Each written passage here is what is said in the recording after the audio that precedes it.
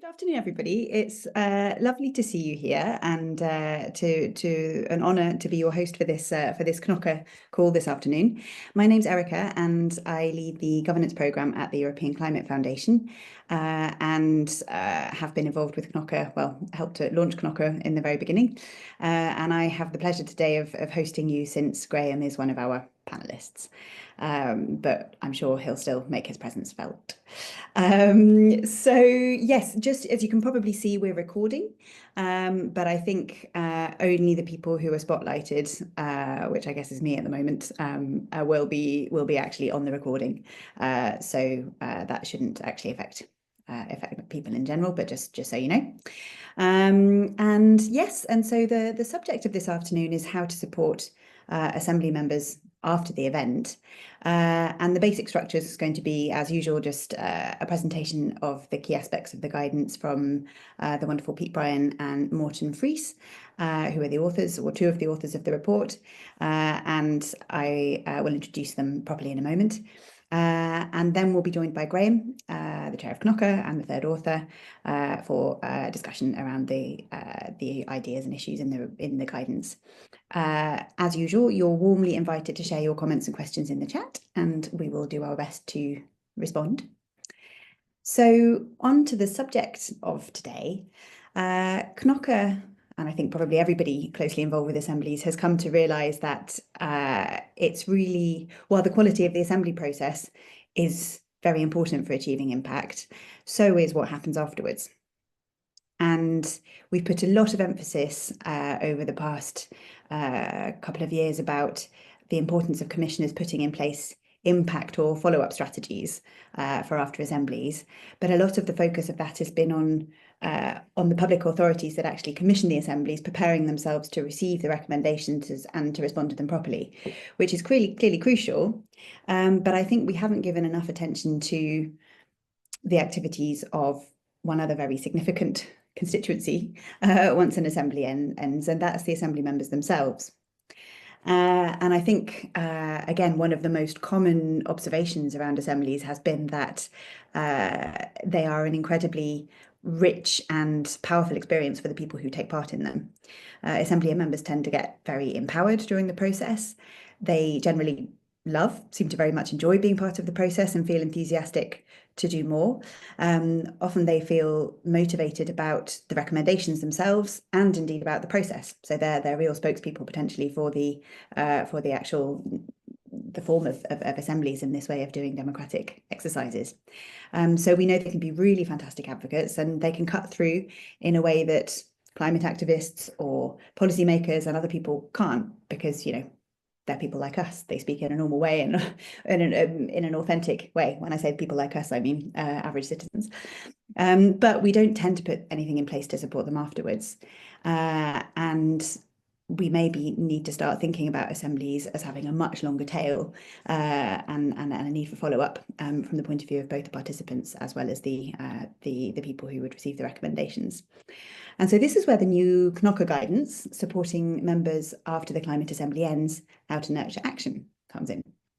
And I'm delighted that we have today Pete Bryant from Shared Futures, Morten Friis from Democracy X, and Graham Smith, chair of Knoca, to author this guidance, which I think is very much needed. And so Pete and Morten are going to, in a moment, present those main messages from the guidance. And then, yes, we'll pass on to Graham. So without further ado, I would pass, I'm not sure which of you is starting. Is it Pete? Pete, okay, so I shall pass over to the wonderful Pete Bryant, based in the UK, from Shared Future, who is going to give us the first part of the presentation. Thanks. Thanks, Erica. Thomas, you able to share the slides? Thanks very much, Erica. I'd like to say that there were a number of us that were involved in putting this guidance together, as well as Morten and Graham and myself. We conducted quite a few interviews with various people that have been organising assemblies across Europe to try and get a better picture of what's happening or not happening across all our countries. But I'm going to start in a second by explaining a little bit more about the case for providing support. But as an introduction to that, I just want to tell you a very, very quick story. So about 15 years ago, I was facilitating a citizens' jury, which was all about access to healthy food on a housing estate in a town, a poor town in the north of England. And we'd reached the end of the process, and Craig, who never shied from making his opinion being heard, said to me, he leant forward to me and he said, and I'm going to have to use less colourful language than Craig used. He said to me, Pete, this has been great, but, and I knew there was a but coming. He said, but we're not going to wait for the council. We're going to get on with stuff ourselves. We're going to make sure that these recommendations are implemented. And what he did, together with others on the jury, was to establish a food co-op, which at its peak had 150 families as members and arguably transformed the diet of that estate. And when we recruited for that jury, we only recruited those people who said they had no experience of volunteering within their own community. So I just wanted to give that as an example of how I'm sure we all agree citizens' assemblies and citizens' juries can give great momentum for people to take collective action or to take individual action. And I suppose our question is, should there be formal support in place to help this action to happen?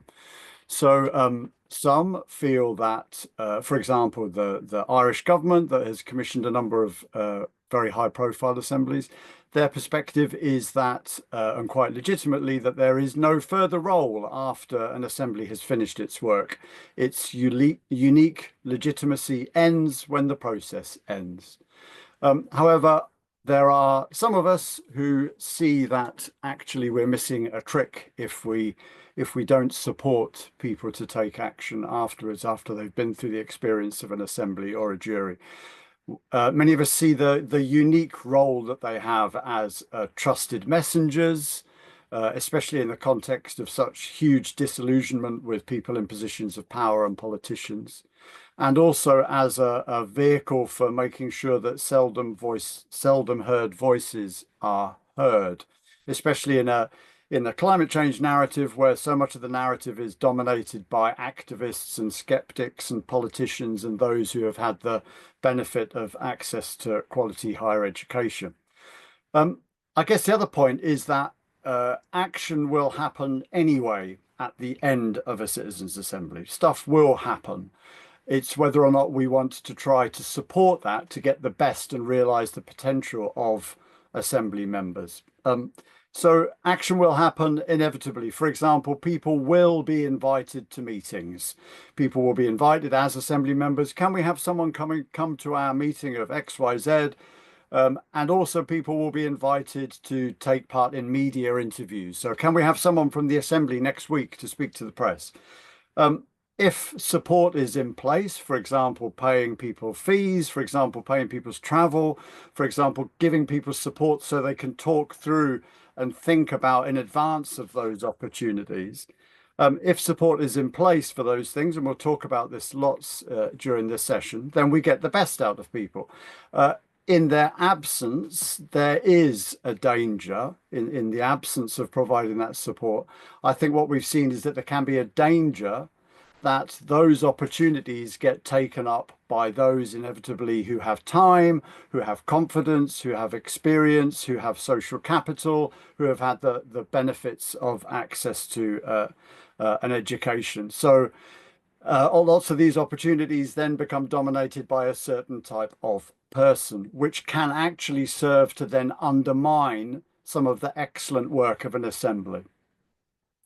So the other reason for support is because when we're in a process, when we're in an assembly, it's very tightly designed, and the assembly members understand their task, they understand their roles, but then once that process is finished, we're into a new space, an entirely new space.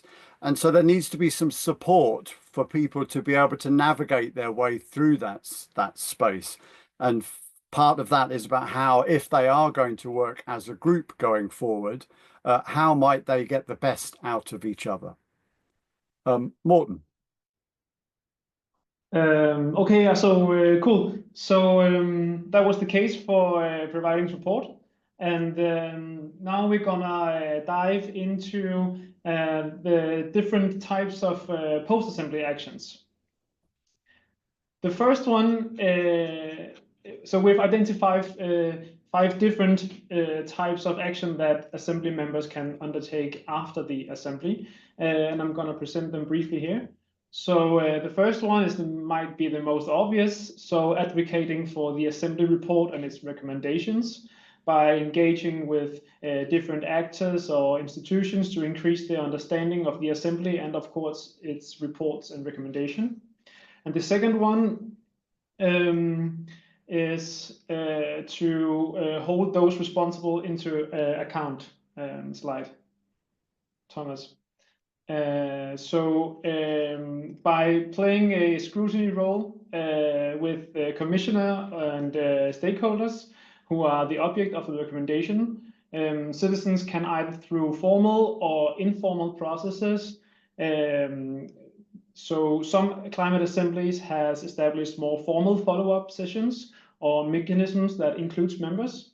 And the more informal ones, thank you. In addition to the formal mechanisms, there can also be examples of citizens pushing for accountability on their recommendations by, for example, taking it upon themselves to lobby politicians or key stakeholders. And the third one is about taking individual action and changing behavior. So for many assembly members, as Pete mentioned, participating in assembly processes has a deep personal impact that can lead to a range of different changes in personal actions and behavior. Could be raising the climate issue with family and friends and colleagues. There is some great numbers from the UK Assembly that it has even 3 months and I think also a year after the Assembly ended, actually, it has sustained impact on personal behaviors. And there's also a great example of a Danish Assembly member of the Danish citizens on sustainable consumption in Denmark. After participating, there was a truck driver named Lars. He said that I've gone from not feeling like I have anything to contribute with to knowing that I'm important as a citizen and an everyday expert, and therefore my voice matters.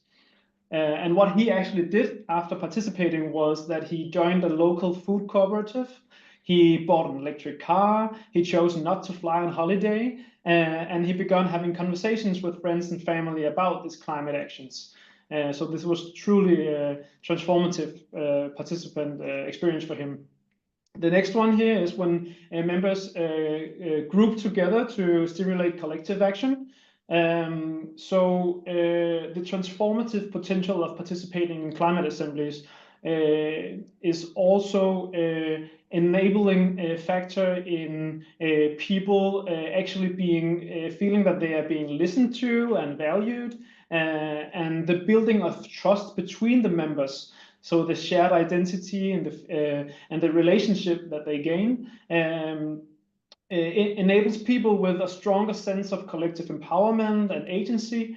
And this has the potential to result in communities of action and civic associations, including new ways of acting together in their local neighborhoods, stimulating climate action in their workplaces, in educational organizations, in sports associations, or faith communities and the like. And the last one here is about participating in other political processes. Participating in assembly also obviously increases their political efficacy. They get a greater understanding of the political system and a belief and experience that they, if the process goes well, that they actually can influence political decisions. Types of action related to this could be that they engages in other formal political processes, such as participatory processes organized by public authorities, or even standing for election themselves. Cool. So what kind of examples can then be put in place as support mechanisms? And we'll share 3 examples here.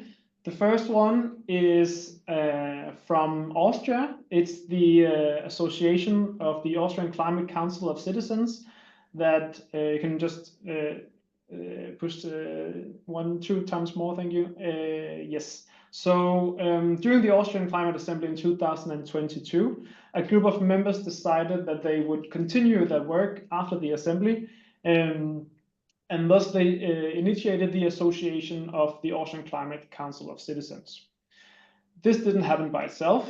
This is a fantastic example of experimenting with different support mechanisms. So they had 2 civil society engagement officers, I love this word, employed to build awareness and support of the assembly within civil society organizations. So this was the originally aim, but what they actually came to support and thrive through was that the assembly, after they completed its work, the focus of the civil society engagement officers shifted to support the members in spreading their word about the assembly and its recommendations. Thomas? Yeah, and this association has a very clear. Sorry? I just wanted to say I'm the chairperson of this. Fantastic. And I think this is it is a very successful example. So we are still active with about 10 to 15 people out of 84 in 2022, and this is now 3 years ago. So we are still active, and it's also a fun to work with the people after this long time. Yeah, maybe we can get you in the panel discussion later. But thank you so much. Nice that you're here. So the next example, Pete, is you'll take this one. Thanks, Morten, and nice to see you, Thomas. So the Blackburn with Darwin People's Jury on the Climate Change Crisis was a citizens' jury on climate change that we ran at Shared Future in the north of England. And after the process had finished, we were asked to continue to support the group for a period of a year with a very small budget, which included 20 days of our time and a budget to pay for participants' expenses, venues, etc. We supported them for them to decide what it was they wanted to act on, and they decided they wanted to meet with their 2 local MPs. None of them had ever had any correspondence with their local MPs. So after some training with Hope for the Future, who are on this call, they successfully met with and put demands based upon their recommendations to their local MPs. They worked with local artists to produce a piece of artwork that is a permanent piece of artwork in the centre of the town. They advised the local council on its communications campaign, which, to be honest, they thought was a bit crap, and told them that. And that led to them completely changing their comms plan, and then they wanted to be part of it and featured in it. And they also set up a climate cafe, not as a place to eat food and drink, but as a place to have conversations about climate change with their peers. Back to you, Morten. The third example here is from Denmark, and it's about the local citizens panel, where the municipality of Hørsholm, who commissioned the panel, they from the beginning set out that there should be a post-assembly process. And this process, one of the outcomes was that a group of members arranged a green community dinner for fellow citizens as part of Denmark's National Climate Action Day, a whole year after their participation in the citizens panel. And how that came about was through a community organizing training course. So this course had the aim of leveraging the newfound motivation, as mentioned, of the members to build leadership around collective climate action in their local communities. So it was through 3 evenings sessions. The first one was a storytelling workshop where we worked with the members to identify which of the recommendations that were closest to their hearts. and identify potential allies with shared values to bring those recommendations and make them real in the end. The second was to train one-to-one conversations, intentional conversations with other people that they find strategic important to build civic relationships with in order to achieve the aim that they have. And the third one was to have was training them in collective action planning. So, for example, describing and setting meaningful goals and putting that into a campaign arrow. I think there's one more thing on this slide, Thomas. One of the people from the municipality, the civil servant, he explained their motivation for initiating this course as the following. A citizens panel is administration heavy, and the idea behind the post-assembly process was that the transition is not driven by the municipality, but by the citizens in their everyday lives. So the hope was to strengthen the citizens' capacity for climate action. And using the methods from community organizing is one way of doing so. Thank you. Back to you, Pete. Thanks, Morten. Okay, so we're going to just summarize for you now the 8 guidelines that we've come up with after the conversations with lots of different practitioners on how we can get the best out of Assembly members post-process. So the first one, 5.1, is, I guess, a recognition that to get the best out of our Assembly members post-process costs money and resources. So we need to make sure that decisions are made well in advance, if at all possible, to allocate this funding alongside the funding that goes for the initial design of a process. So often what we've seen is that this decision to budget for post-process support gets left very much till the last minute. And this probably is due to a reluctance by commissioners because, firstly, maybe they're worried about what the recommendations are going to say. Secondly, there's such a focus on assembly design, and so therefore a casualty of that is not enough thinking about what happens after the process is finished. And for some commissioners, I think this is one of the reasons for doing these guidelines, is that the idea hasn't really crossed their mind that there could be something that happens after the process has finished.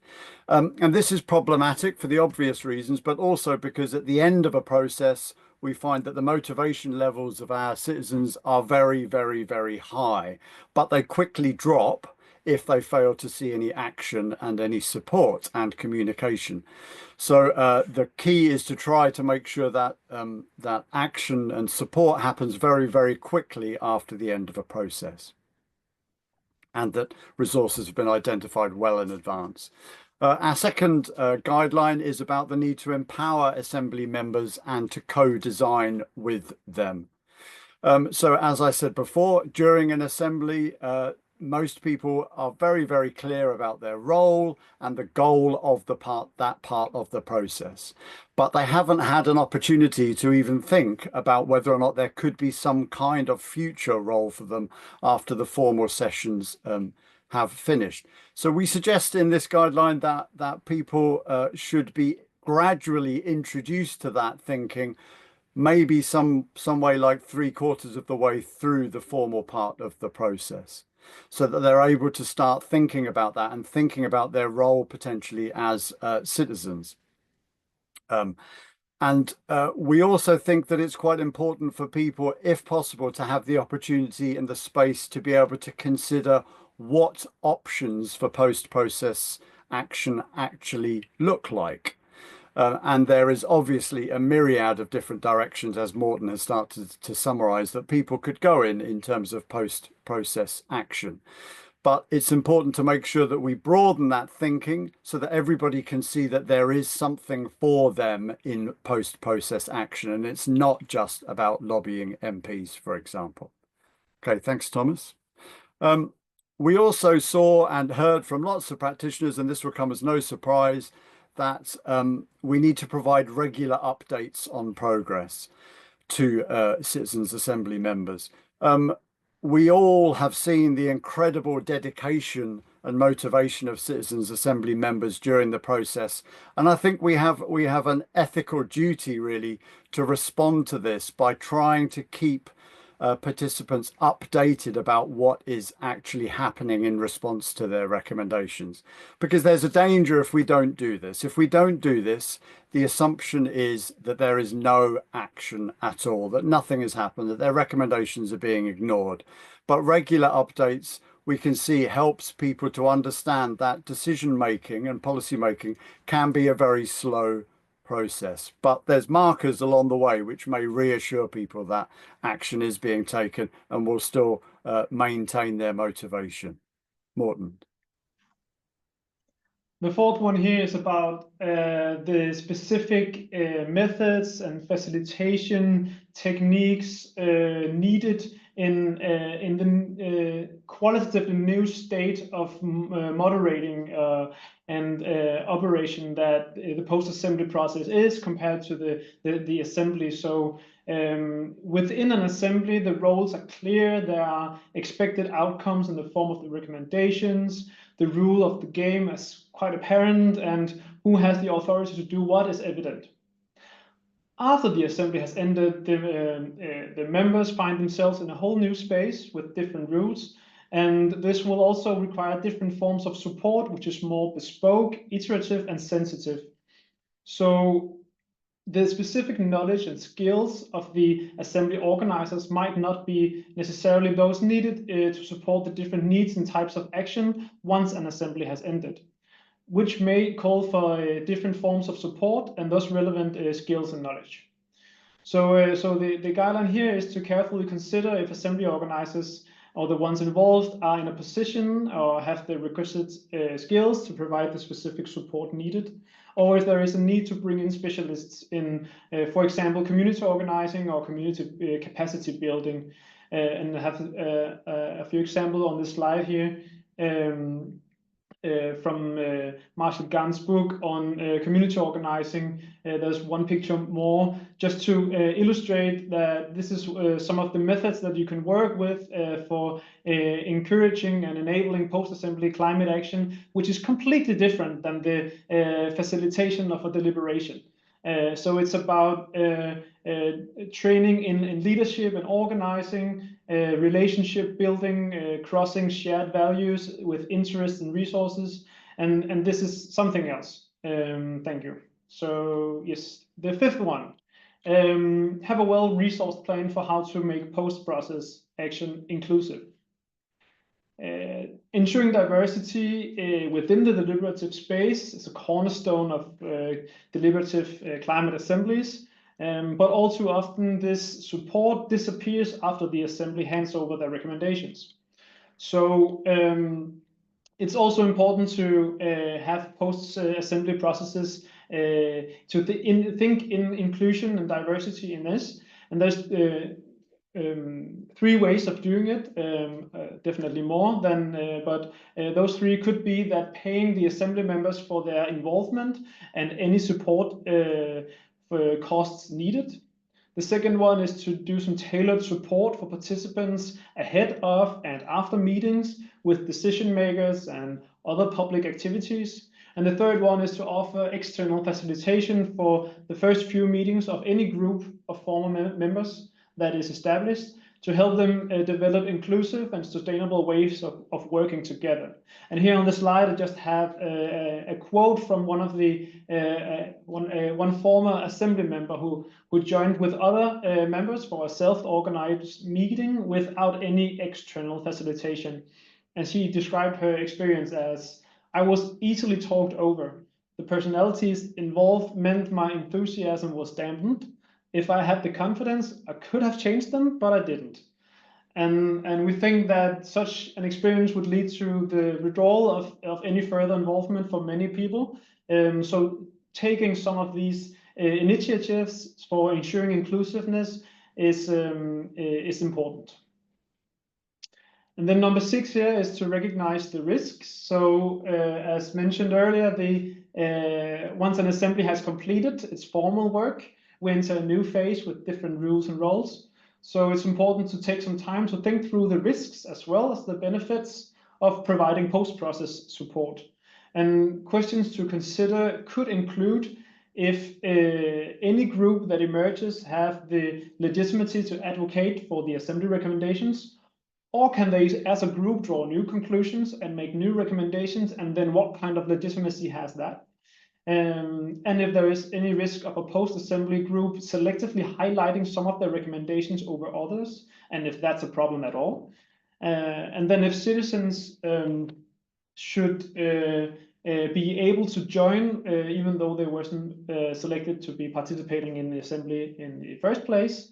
And then lastly, what kind of oversight should be in place, if any at all, on their ongoing activities? Next one. Okay, our final two guidelines. An obvious one, I guess, about making sure that data sharing arrangements are in place so that we can act swiftly to keep in contact with assembly members after a process is finished, and also to be thinking about if there is going to be a mechanism for them to be able to talk to each other, how is that moderated and how does that operate? And finally, consider what well-being support can be provided. So most of us think quite a lot about how we should make sure that well-being is considered during the formal sessions. But ironically, there may be a challenge for us here, because you could argue that during those formal sessions, when there's a feeling of camaraderie and collective action heading towards the production of these recommendations, that well-being levels may be quite high in response to that. So there's something happening in those spaces that means that people feel supported by each other. But once that part has finished, we need to be asking, how long does that well-being support that we may be offering carry on after those formal sessions are finished? So, for example, in the Scottish Climate Assembly, it was reported that after the process had finished, a few months later, levels of optimism were going down and levels of hopelessness were increasing as some people felt disillusioned with the response from central government to their recommendations. So what do we need to do as practitioners to make sure that we support people as they go through that thinking and through those feelings? So those are our 8 guidelines. Once again, a big thanks to all those people, those practitioners that we spoke to, some of whom are on this call, in putting these guidelines together. And I think we're going to go into Q&A, Erica. Wonderful. Thank you very much, Pete and Morten. I think that was very clear and I think very helpful. And we can see from the chat that there's quite a lot of insights being taken from it, and also wonderful examples being offered of other places where good action has happened after assemblies, which you won't have been able to read as you were presenting, but there's some great stuff there. And we even have a case of an assembly that's finishing, I think, this weekend, which will be able to take some of this on board. So I think we're going to have Graham also taking part in the chat, Graham Smith, the chair of Knoca. So I think probably just to give Morten and Pete a little break and put Graham on the spot, I'll start perhaps with a question to you, Graham. So I think this guidance covers an awful lot. So I feel slightly, loath to mention something that is not so much covered by it, but there is also the whole dimension of sort of media and spokespeople aspect and communications and so on, which is not so much mentioned. I wondered if you would have anything to comment on that. And then just another one to give you 2 things to deal with. I mean, we've seen in the chat some really interesting cases with the Austrian example and the French one and various others where the participants are still active, 2 years or more on after the assembly, which is really encouraging and certainly, speaks to the enthusiasm of participants. I wonder how long you think it's optimal to offer structured support for, because obviously if you are trying to kind of plan this up front, that's something that is probably good to have some experience informed by experience. And I suppose related to that is also a question of for how long can participants stay sort of representative of the assembly?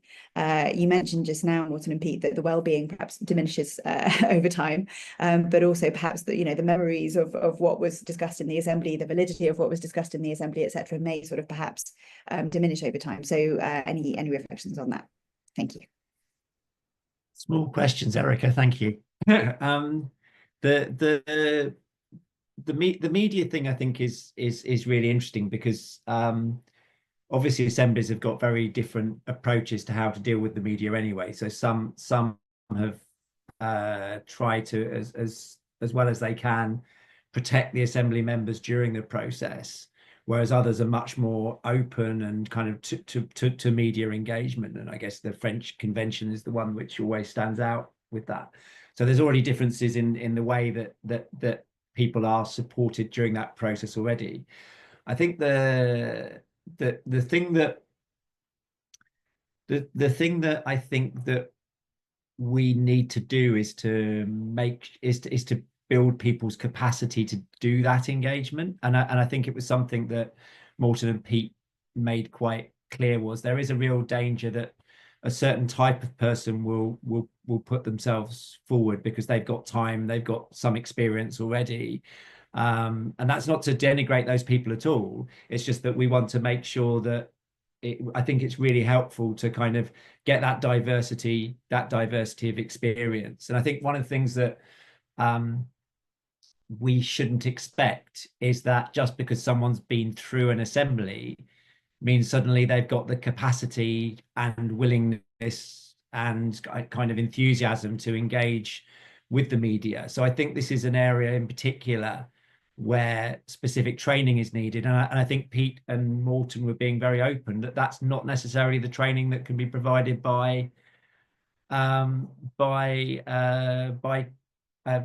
assembly organisers, because that's not their skill. So I think the first thing is bringing people in who understand this. Although I've also had the experience that because these are such an unusual group of people, that it's a special type of communications person who knows how to work with them. And I think that's a really interesting thing, because these are, you know, the most powerful thing, I think, is when assembly members tell their story. And I think it's actually not something, I mean, obviously people can naturally tell their own story, but be able to do that in a media environment, to be able to do that either, you know, in front of, you know, to a person from the press or someone from, you know, from other media sources, is again something that isn't, inverted commas, naturally developed from an assembly. So my sense is that we're going to have to do a lot of capacity building with those kinds of, with people who might initially be reluctant, because that is the kind of people who would really cut through those people who aren't the kind of natural speakers. So I think there's some bespoke type of training that we need to put in place, and some places have done that. And I know Pete's had some experience of doing that. And in terms of this question about how long should we be supporting members, how long, what's the optimal level of support, I think that's just going to vary from place to place, from context to context. And it's really interesting, and maybe we'll pull Thomas in a minute just to get some thoughts from him. It's really interesting that the Austrian Association is still going strong. And I know the Austrian example is kind of interesting for two reasons. One is I think that there was some support given to them at the start to help them develop their ways of working. So there was an example, whereas in France, that I don't think that did happen. I think France had lots of tensions that Austria didn't have. And also, I think in the Austrian example, they've also invited non-assembly members to be members of that association. So it's obviously developing a different kind of life. And then I think, you know, it's really difficult, isn't it? We all know this, actually. The really hard thing is to know when to stop doing something.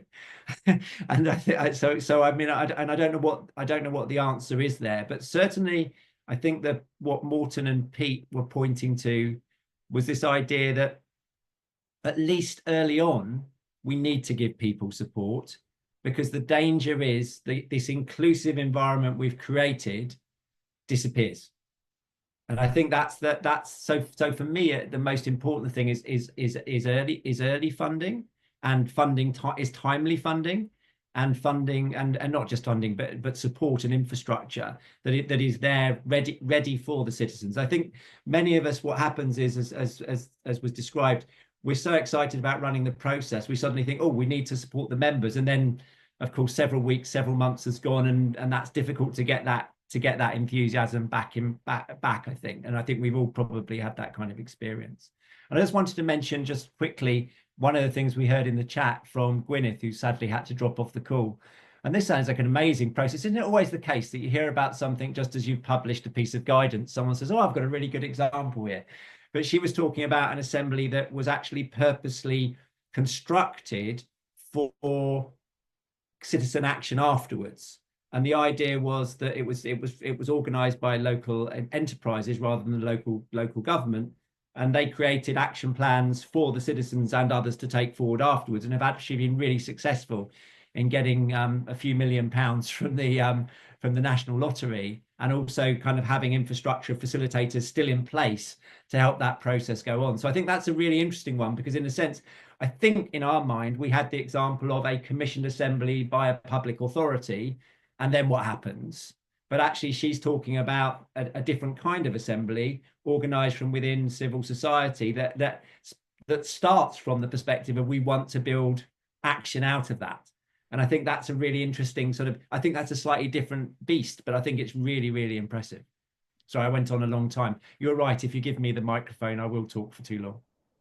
Well, it's all about knowing when the time is to shut things down, isn't it, Graham? But worth hearing you. Thank you. And no, I mean, I agree. The example from Gwyneth is fantastic. It's a pity she's gone. But I'd be interested to know actually from that one whether the sort of finding of the funding was done, up front, or whether that was subsequent to the assembly.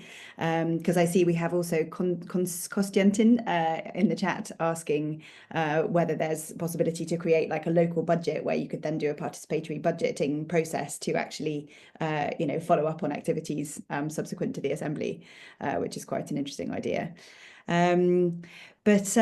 Yes, so Pete and Morten, I guess I leave it to you to who wants to answer this next one. But in terms of sort of that, obviously one might look to different local sources for the funding, and whatever is the funding for the assembly, whether it's local authority led or public authority led, that might be built in from the beginning. But in some cases, philanthropic funding can also be helpful. So actually, in the case of Austria, it was actually some philanthropic support that helped to support those stakeholder engagement officers, I think, that were mentioned. And I could report briefly about the Austria example for 2 minutes. Please do. Yes. Yes. Great. Yeah. So we founded the association at one of the last weekends of the climate assembly. It was about having an entity that could push for the proposals, and also we had a group of people being intended to push this topic a bit more into the society, right? We have now about 10 to 15 people, also non members of the assembly in the association. We have regular calls, we have meetings, we have even now an office in Vienna, a small office. We have a part-time secretary to support us. We are funding us from donations mainly, and from memberships. So there's not a lot of external money. Our activities include podiums, articles, interviews, also direct lobbying at parliament members and other politicians. We also make campaigns. We had a speed limit campaign. We had also a bigger campaign in front of the Austria elections, the last ones. We were also stakeholders in some political processes like the National Energy and Climate Plan. And we're also networking a lot among Europe, with the French Assembly, with the Spanish Assembly, with the Finnish, with the German, with a lot. So it's more or less a parallel activity to the Knoca activity. When it is about support, I think funding is a key. At the moment, we are really running out of money, right? So this is we don't need a lot, but we need something, right? Then media contacts is important. So we have our contacts, luckily, but this is very important to have the channels where you could push your message into the society. Office space could be a topic. It is not so much about the general how you work together, because we learned that at the assembly, right? This is and this is more or less now a knowledge, and this is what we can do in ourselves. But funding is a topic.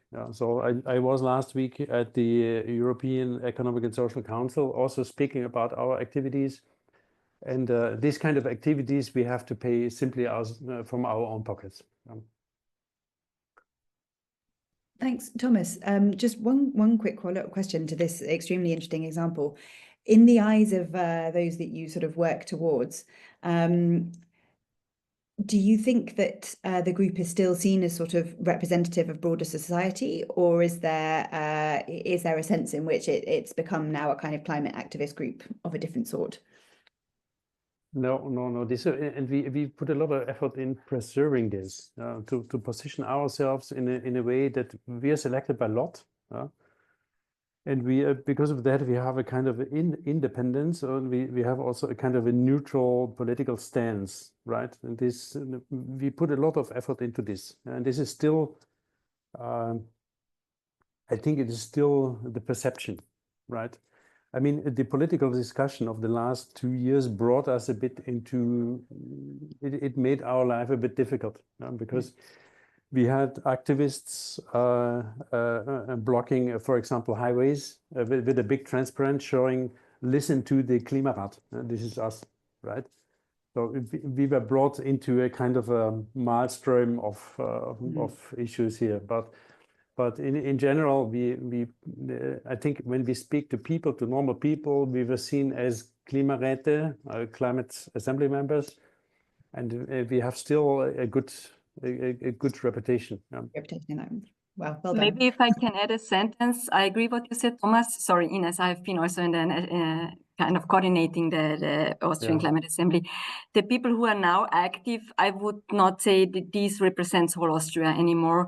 It's of course a self-selected group who still says that they do it, but it's not the typical suspects. It's really broader. But I can't say if it's the same, I don't know, number of gender, sexes, or of their education or their income as we have in Austria. I don't think so.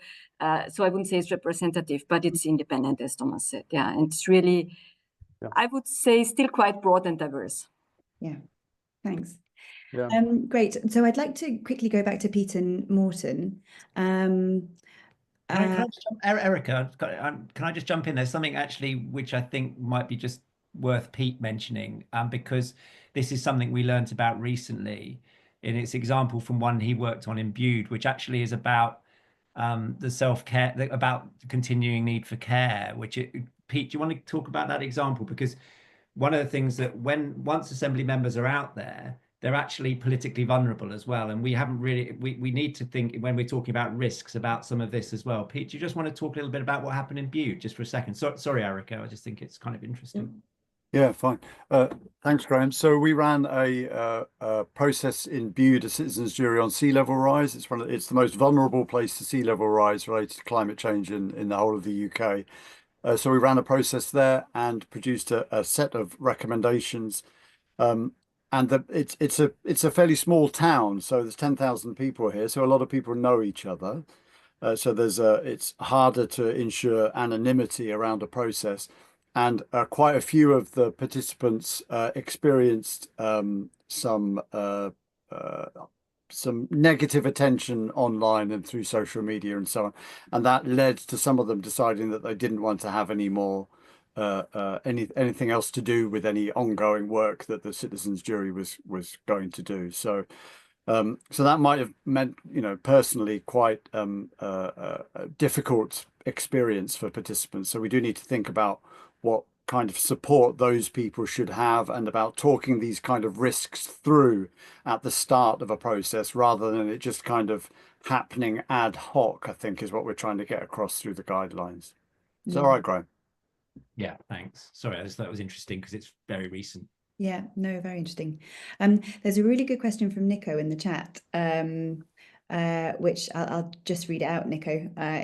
Well, why don't you ask it yourself, Nico? Okay, thanks.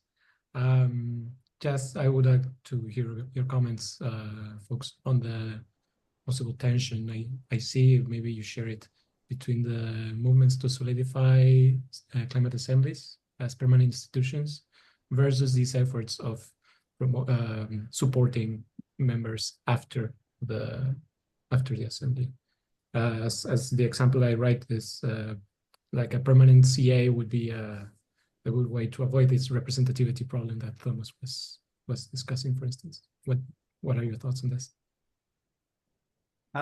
Just a very quick response, Nico, is that and if we take the Belgian, the Brussels one, they do a different topic each year around climate, and so I can imagine that those people who have come out of the Permanent Assembly for that year would probably want to carry on working around that issue.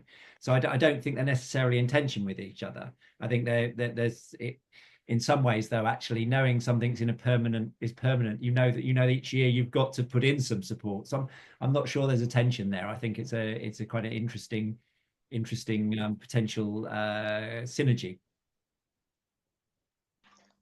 I would have said something along the same lines, and I can add that also regarding the question of how long to have the support mechanisms in place.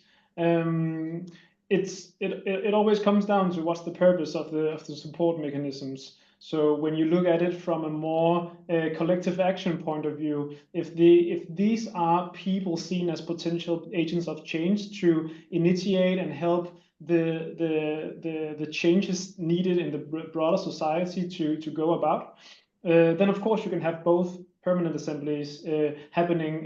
Meanwhile, these rings in the water kind of spread through organizing efforts, and if those initiatives are coupled with more institutionalized both assemblies in one direction, in one track, and in other tracks, local or national. We have more experience with the local level municipalities in Denmark putting in place new roles for their public officials to facilitate local actions through other ways of acting as authorities. If you put that activities into that more permanent structure, then you can have a kind of flow going between them. I think, if I make myself clear. Pete. No, I'm good. Let's keep going with more questions. Sorry, Go on. if I could. Oh, Nico, yeah, just quick follow up, and then let's just hear quickly from Konstantin, and then I think we probably need to slowly wrap up. Just to clarify, I was thinking more of the thought process of the public institution that is funding or requesting for the climate assembly, because maybe this is just my thought, but maybe suddenly they have to support a long-term support for former participants plus a new institution, like that's the tension I see. Yeah, I mean, I guess I'm also interested to know whether for the sort of long-term follow-up there is infrastructure that can be perhaps provided by sort of other funders that might take the burden off of public authorities a bit for some of that follow-up, but probably well, I'll put that one out there in case you have anything specific you want to say on that, but let's just quickly hear from Konstantin as well. Sorry, I'm probably murdering your name there. Hi, I'm Konstantin from Pauchi Foundation from Ukraine. So when last year we piloting the first citizen panel in Ukraine, it was not about the climate change. It was about the youth issues and how to support youth in the municipality. But I attend this seminar because it's rather interesting to look on the principles to do such engagement. So because we did quite intensively the participatory budget in Ukraine, so around 400 municipalities delivered it. So I'm thinking in terms of keeping this energy of assembly members and somehow to provide this dynamic of engagement in the municipality about this idea to have a participatory budgeting after the assembly. So even like a year assembly and next year the participatory budgeting on these recommendations, around these recommendations. So I'm just an idea I got through our conversation here. Yeah. So it can possibly provide more energy to this engagement and dynamics. Some of this. Yeah. Thanks a lot, Konstantin. Yeah, really interesting idea. And I mean, I see that just the wealth of experience that is represented here suggests we could definitely do a whole other webinar and discussion on this, comparing notes. So I think you've basically set something off, Pete and Morten. We might need to do a follow-up of some sort. And I noticed that there's Gabrielle and Debbie in the chat mentioning that they're going to, that they're hopefully taking something useful from this for immediate application. So that's great to know. But yes, dear panel, could I ask you to kindly just share any final quick thoughts? And Graham, if your quick thoughts could include the next Knoca events and things, just notice board for everybody. That would be great. Thank you. So Morten first. Do you want to? Morten, would you like to go first? Just want to say thank you so much for people participating, and to Pete and Graham for having a fantastic time writing this piece, and just seeing the chat here and how people interact with it is amazing. So yeah, I think what about you, Pete? Thanks, Morten, very much. Pete. Yeah, I hope the guidelines for me help to get us thinking a little bit about how we can truly realize the potential of citizens. We organize citizens assemblies, but do they end up being kind of consumers of process rather than really realizing their huge amount of potential they've got as citizens? But a lot of my experience comes from running these at a local level, where amazing things can happen, I think. Yeah, thanks ever so much for all those people I spoke to put the guidelines together, and thanks for coming today. Thank you. And just a sort of final point on this. I think this has actually been the hardest guidance for us to write. And I think it's because there isn't a kind of standard way of doing, people have been groping around in the dark really, and trying to think about how do we link assembly processes with other forms of democratic involvement and engagement. And I think, that's always going to be really difficult. So I'm really thankful to Morten and to Pete, who have really the three of us have struggled with this and trying to make sense of this at various points in time, and we're still talking to each other. So that's really good. Although Morten has left the Knoca project, so I'm not quite sure what that tells Not me. because of this. And Erica asked me just to mention the next event. The next event will be taking place on the 28th of May. And it's actually going to be an innovations market. And in innovations market, we hold these about once a year. And it's an opportunity for members of the Knoca community to introduce new ideas that they've got, new practices that they've been developing, or some challenges that they're facing that they'd like to share with people. And it's really like it's an open space basically, where we curate maybe sort of 5 or 6 conversations going on different aspects of assembly practice.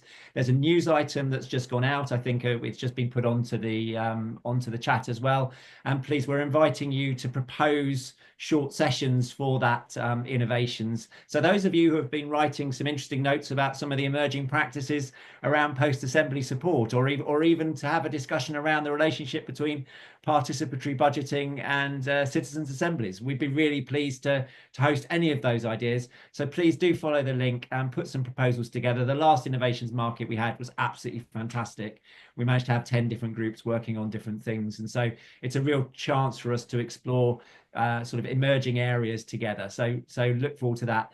And I'd just like to thank Erica for hosting this, and I'd rather she didn't do any more of them, otherwise I'll be out of a job. Hardly, but thank you, Graham. Very gracious. No, well, thanks everyone. It's been a great discussion. Just feels way too short, but the Knoca community lives on, and indeed the innovation market could be a place to continue some of these discussions already. So lovely to see you all. Thank you very much, and wishing everybody a lovely Wednesday evening.